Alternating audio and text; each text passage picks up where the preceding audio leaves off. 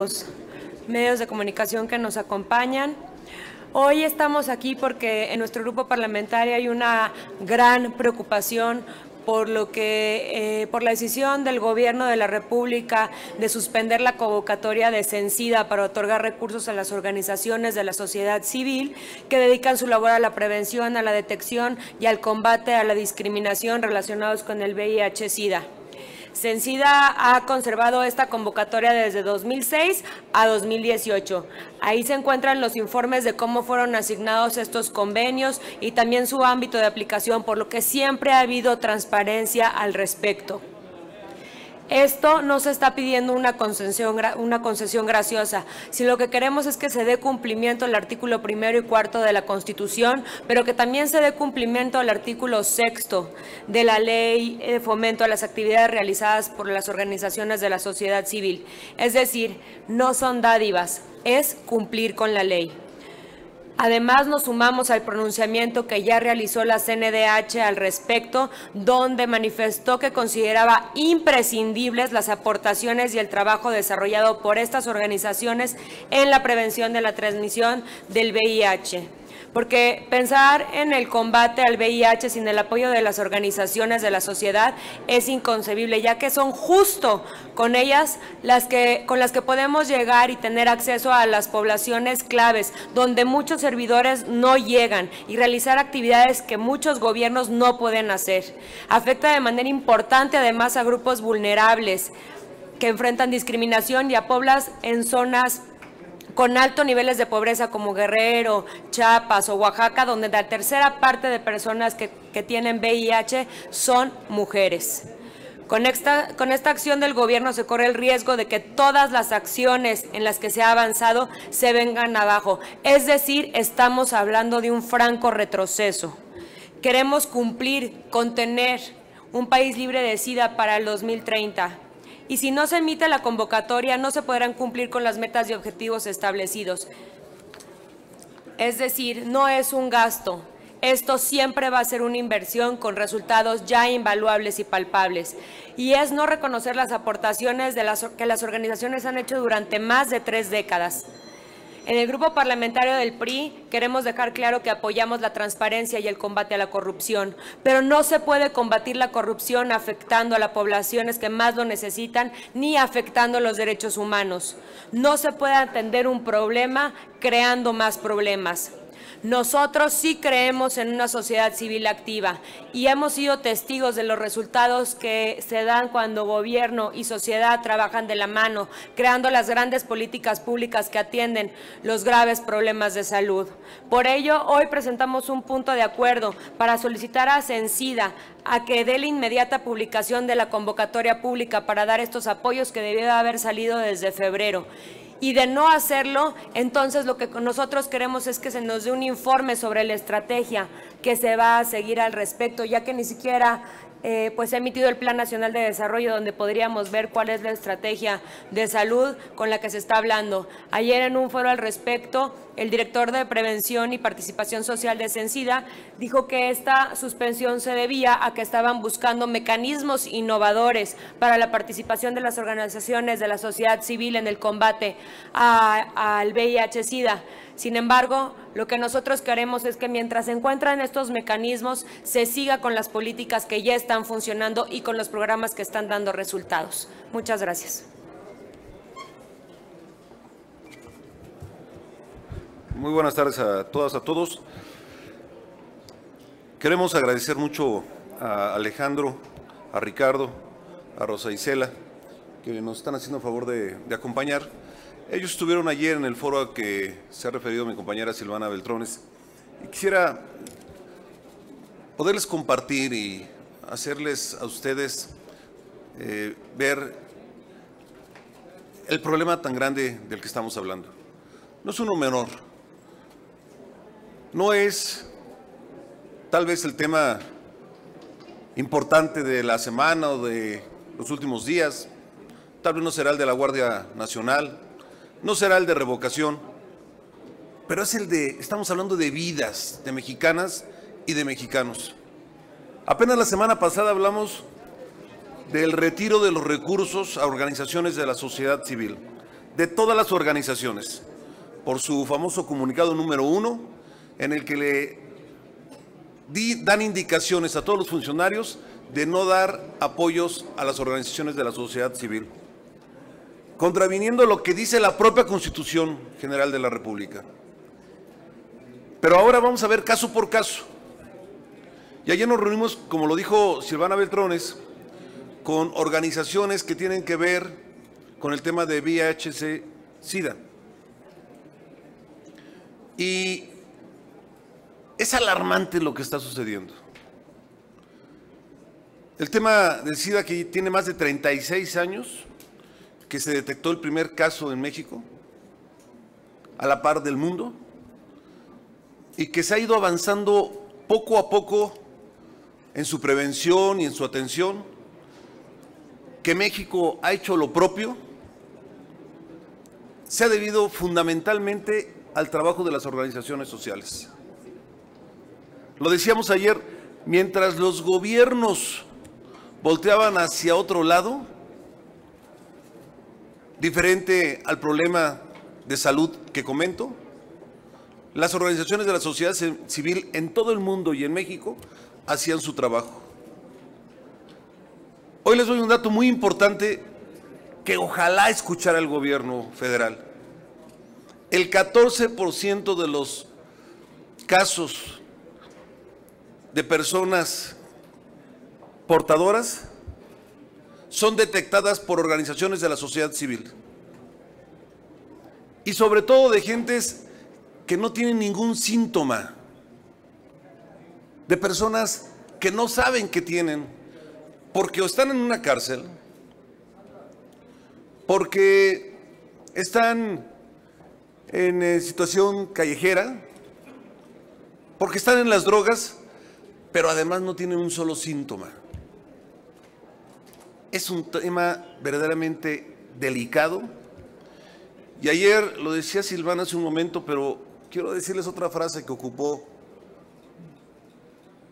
el representante del sector salud. Les dijo a las organizaciones, le tomo la palabra, y se refirió a alguna del auditorio, al decirnos que si no hay el apoyo, ellos seguirán ahí como organizaciones sociales.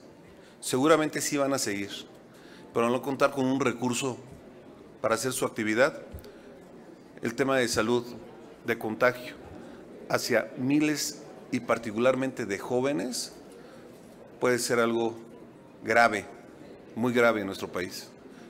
Como lo dijo Silvana, en lugar de avanzar, vamos a retroceder. Es un tema de fondo, es un tema de vidas. Y esta petición, este punto de acuerdo que ha hecho nuestra compañera Silvana, lo dejaremos hoy ya en la comunicación hacia todas las senadoras y senadores, pero quisiéramos avanzar más rápido. Esta convocatoria que tiene que hacer Cencida, creo que no nos va a llevar más que a la misma respuesta. Y no podemos quedarnos con los brazos cruzados. Y por eso es que esta conferencia de prensa va dirigida a los funcionarios del sector salud, del Gobierno de la República, para que regresen los recursos. Nos dijeron ayer, estamos buscando la forma, como lo ha explicado Silvana. Esto nos va a llevar a que no va a haber los recursos, que ahí tienen, también se dijo, para las organizaciones. Queremos una respuesta ya. Han dejado de hacer su actividad. Hay ya decenas de organizaciones que no lo están haciendo y seguramente las consecuencias son el contagio hacia muchas y muchos mexicanos. Es un tema que hoy les convocamos a poderle dar la difusión suficiente. Es la realidad, es México, no es los que están enfermos de SIDA. Son ellos y los que pueden estarse contagiando hoy, porque ellos, las de las organizaciones civiles, no pueden realizar su trabajo. Pueden estar en cualquier lado, en una región, en alguna comunidad lejana, o en alguna colonia, barrio, en alguna población urbana, pueden estar y ser familiares nuestros. Por eso lo importante de esta comunicación, ojalá nos ayuden los medios de comunicación a hacer este llamado y les agradecemos mucho su presencia. Muchas gracias a todos y a todos. Si nos los permite, coordinador, tenemos algunas preguntas de los compañeros de los medios. La primera pregunta es de Gerardo Cedillo, de Enfoque Noticias. Senador, antes que nada quisiera preguntarle si no hay una pregunta sobre el tema, si no yo les cambiaré el tema. Entonces no sé si hay algún compañero más que tenga interés de preguntar sobre el asunto. Sobre el tema les pregunta entonces Adriano Ojeda, de CCO Noticias. Senadores, dos cosas. Su punto de vista, porque ahorita usted señaló, ya los recursos han sido detenidos. Una opción es el Seguro Popular, que también quieren pues eliminar, desaparecer. Es una situación también grave para muchas familias. Y otra, no se puede pedir la ayuda de cortes como la Corte Interamericana, porque esta es una situación pues de lesa humanidad. Están atentando contra la vida de muchos mexicanos. ¿Qué pueden hacer los legisladores y en sí la sociedad para tener un respaldo y una garantía de que no les van a quitar los recursos? Ya con las guarderías ya pasó, se les amparó y muchas guarderías siguen funcionando pese a la obstinación del actual gobierno federal. ¿Qué va a pasar con esta situación? Muchas gracias.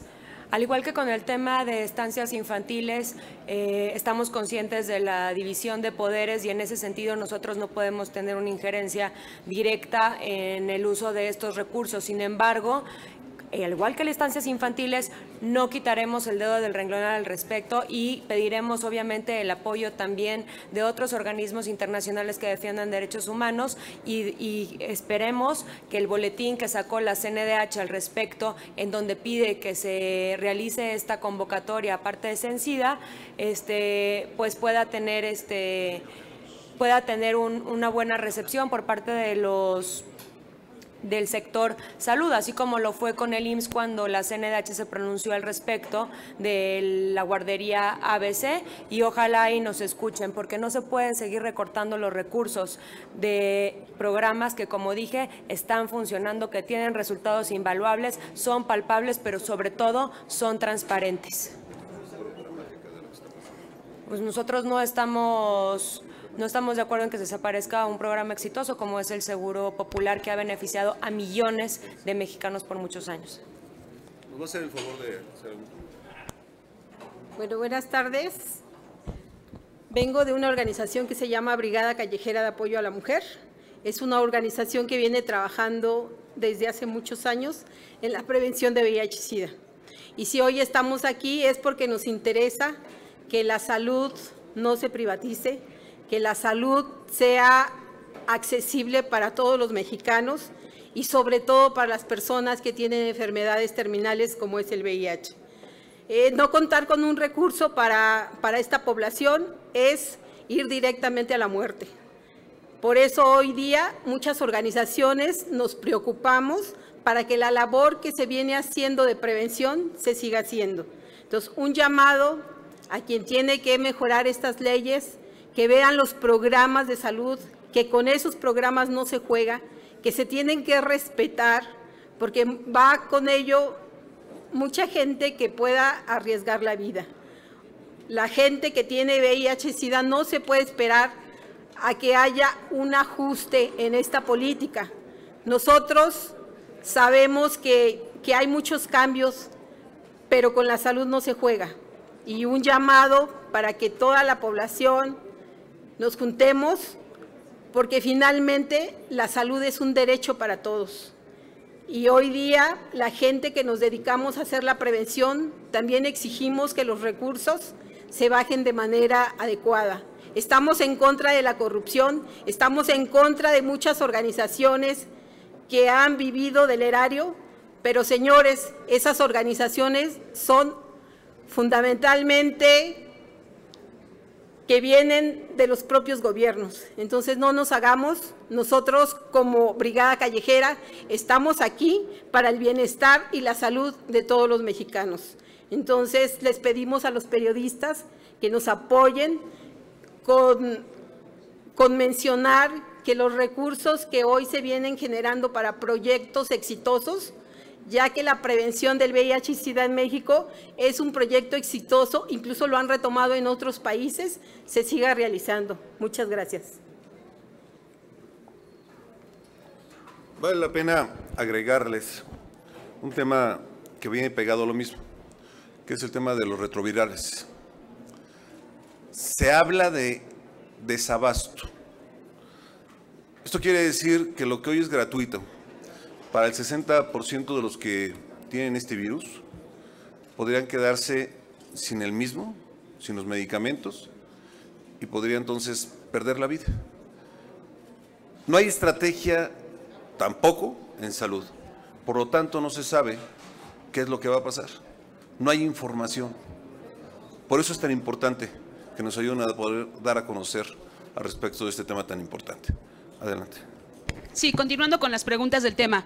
A continuación les pregunta Andrea Becerril de La Jornada. Buenas tardes. Senador, solo quisiera saber si tienen ustedes los datos precisos de cuál es el presupuesto que ya no se va a destinar y cuántas organizaciones serían las afectadas. Y también si esto no forma parte de los recursos que el gobierno debe canalizar directamente hacia el VIH. Miren, se cuentan por miles de millones lo que se tiene siempre en el apartado del presupuesto para las organizaciones de la sociedad civil, que no significan más que otros países, como lo comentamos la semana pasada. Somos de los países que menos aportamos a las organizaciones, porque es más lo que logran juntar, acumular las organizaciones de diferentes maneras para su actividad que ellos realizan. Es mínimo la aportación. Como mínimo de ese dinero también se va al apoyo a algunos de los integrantes. Normalmente todo es para la acción y la actividad que realizan. Les pasamos el dato exacto para no cometer un error de lo que se venía dando, que ha ido creciendo en los últimos años, pero ahora es 0. Y estamos hablando solamente de las que se dedican a este tema. Hay otras que podríamos hablarle de temas tan importantes como este, pero quisimos hoy separar este tema para poderlo lograr transmitir, y lo vamos a seguir haciendo con diferentes organizaciones. Les pregunta ahora Carlos Guzmán de CMX Noticias. Senador, muy buenas tardes. Aprovechando que está a un lado la senadora Beltrones, que nos puede hablar un poco de la estrategia que se planea hacer. Ya en el caso de guarderías, comenzó como justamente está comenzando este tema, pero en guarderías se logró la parte de los amparos, específicamente en Chihuahua, y hay amparos para que se les devuelva por parte de Bienestar recursos directamente a las guarderías. En este caso, ¿podría ser la estrategia que podrían seguir en dado caso de que no se hiciera algo al respecto? Gracias. Sí, miren. De parte de nuestro grupo parlamentario, junto con otras senadoras, particularmente mujeres, Nubia Mayorga ha estado al frente. Efectivamente se ha logrado ya que el amparo para muchas de estas estancias. Déjenme decirles que no se ha cumplido por parte del gobierno el mandato de un juez. Ya se logró ganar, pero no se ha cumplido por parte de la autoridad. Imagínense la gravedad de la que les estoy hablando. Pero en este otro tema que lo está liderando mi compañera Silvana Beltrones, por supuesto nos vamos a ir a todos los recursos legales, desde el amparo y por supuesto a organismos internacionales. Si aquí no se logra entender que se van a perder vidas, que se están, por falta de tratamiento, en lugar de avanzar, puede estar en riesgo ya la vida de las personas, pues buscaremos organismos internacionales para que puedan venir a apoyarnos. Hemos hecho un llamado a las senadoras y senadores de todos los grupos. Prácticamente Morena es los únicos que no entienden la gravedad del tema de la falta de apoyo a las organizaciones sociales y particularmente lo que está pasando con seres humanos, mexicanas y mexicanos a los que juraron proteger y cuidar por falta de una acción contundente del Senado de la República en su conjunto.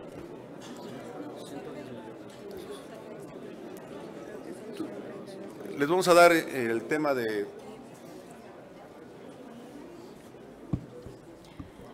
Adicionalmente, a diferencia de estancias infantiles en donde ya se tenía asignada a qué estancias se iban los recursos, aquí estamos hablando de una convocatoria que hace sencilla a las organizaciones de la sociedad civil en donde presentan distintos proyectos y ahí es donde se asigna de manera transparente la manera en la que se van los recursos y los lineamientos de los mismos. Por eso digo que estos proyectos son de acceso público, además que están publicados en la página de internet en donde además puedes acceder fácilmente a ellos, conocerlos, son totalmente transparentes y sobre todo los resultados también son palpables. Solo el año pasado se destinaron 110 millones a través de esta convocatoria para apoyar a organizaciones de la sociedad civil, en donde fueron beneficiadas, me parece que más de 100 organizaciones, en donde tuvieron más de 50 proyectos exitosos en cuanto a detección, en cuanto a prevención y en cuanto a combate a la discriminación de quienes tienen VIH-Sida. Ya no tenemos preguntas relacionadas al tema, si usted. Relacionadas al tema. Tenemos ya otras preguntas de otros temas, si nos los permite. Le pregunta Gerardo Cedillo de Enfoque Noticias. Gracias. Senador, yo en primer término quisiera preguntarle si ustedes tienen ya información precisa de si se recibió o no en el Senado de la República una notificación judicial pidiéndole al Senado que ya le dé trámite al tema del nombramiento de estos 18 magistrados en materia anticorrupción que se quedó pendiente desde la propuesta que hizo el presidente en su momento Peña Nieto y que se quedó congelado ahí, se dejó y ha ido haciendo procedimiento en el Poder Judicial.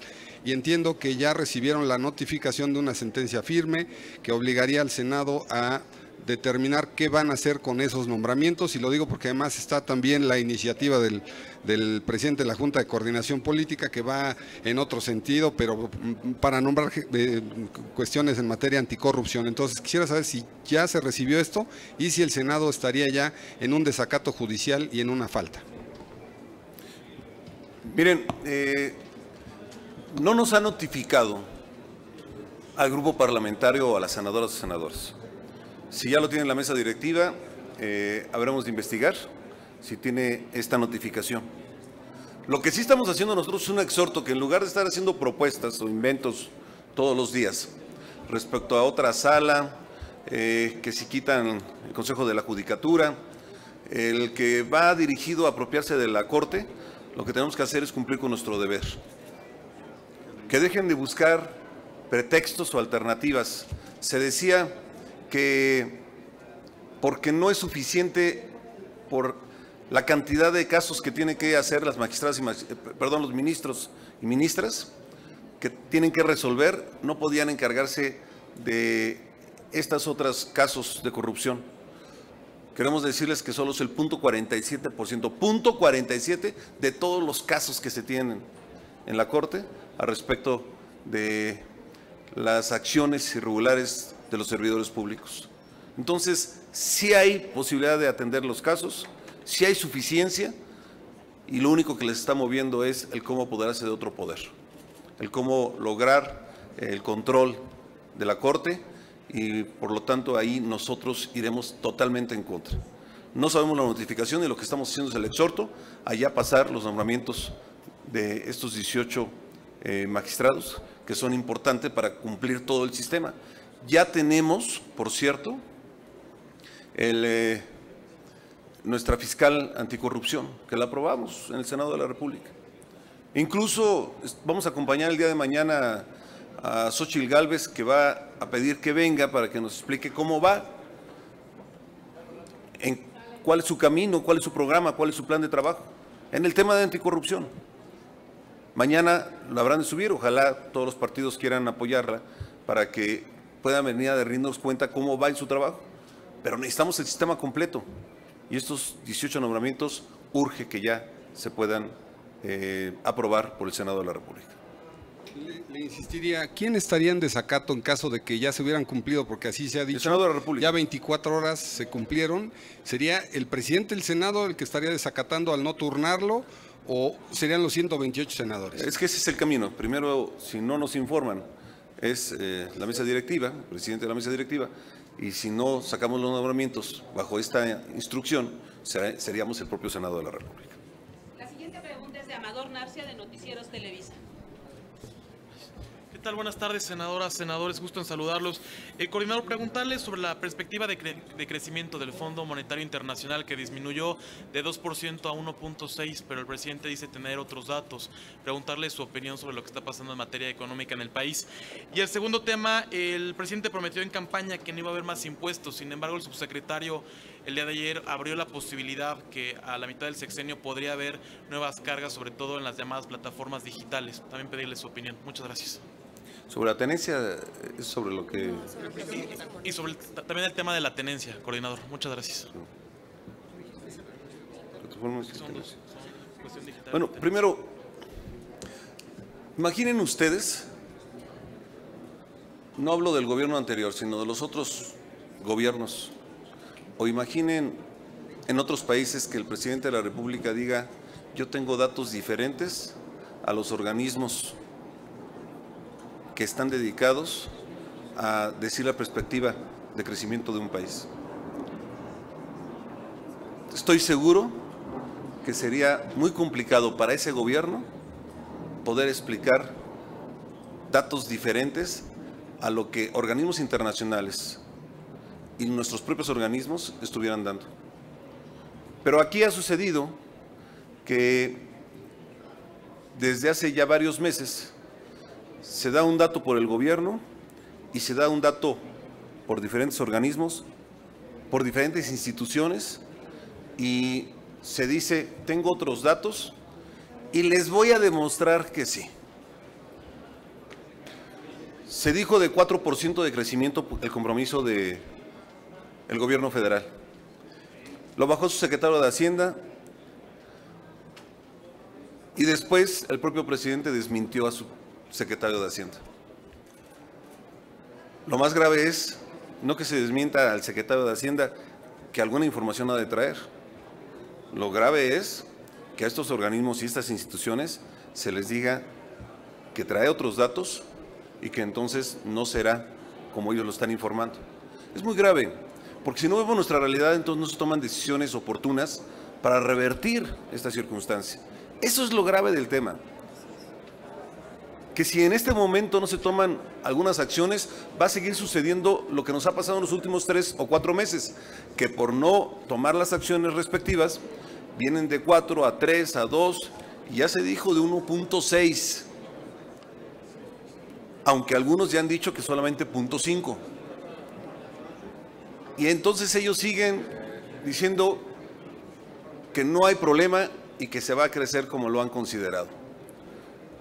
Yo no quisiera que en diciembre o en enero del próximo año estemos lamentándonos todos por no haber tomado las medidas y esto repercuta en despidos, en inflación, en falta de inversión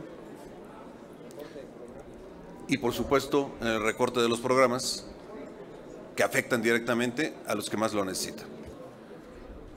Y es exactamente lo mismo con el anuncio del subsecretario, que ya van 2 veces que le dice que está equivocado. Lo dijo con el tema de la refinería de Boca de Río, que había dicho que era complejo hacerla, y resulta que le dicen que sí la pueden hacer, una refinería que pasa el tiempo y primero, hoy mismo se dice que no se debe de construir por diferentes organismos también internacionales, que su eficiencia sería del 2% para lo que se requiere de este país. Y además se dice que en 3 años, cuando expertos dicen que se lleva más de 5 o 6 años la construcción de la misma. Pero ayer sale el subsecretario y habla también de estas plataformas y habla de la tenencia. Y bueno, hoy el presidente dice que esto no va a suceder y dice que no va a faltar a sus compromisos. Y yo recuerdo que, por ejemplo, el tercero en el Zócalo, el 1 de diciembre, que fue el no cancelar las estancias infantiles, ya se incumplió. Entonces, pues hay que ver qué sucede. Nos preocupa mucho el desencuentro, nos preocupa mucho la falta de coordinación entre los funcionarios que están ahí para darnos información y datos como las que hizo ayer el subsecretario de Hacienda. La última pregunta es de Moisés Sánchez de Entre Semana. Senador, dos cuestiones. ¿Cuál es el riesgo para el país el que estemos frente a un voluntarismo presidencial? Un día se dice una cosa, otro día, y es evidente el gobierno de un solo hombre. Por un lado.